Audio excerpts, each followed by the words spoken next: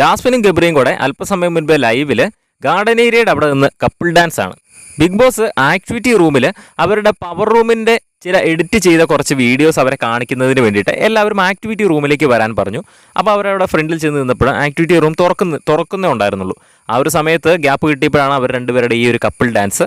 Big boss ക്യാമറകൾ ഒരുപാട് miss ചെയ്തിരുന്ന ഒരു ഐറ്റമാണ് ഗബ്രിയുടെയും ജാസ്മിൻ്റെയും ഈ ഒരു കോംബോയുടെ ഒരു ഡാൻസും, അതുപോലെ തന്നെ നൈറ്റിലുള്ള സംസാരവും, കട്ടിലിരുന്നുള്ള സൊറപറച്ചിലും, വാഴത്തോട്ടത്തിലിരുന്നുള്ള കുശുകുശുക്കും അതെല്ലാം വീണ്ടും പൂവണിഞ്ഞിരിക്കുകയാണ്.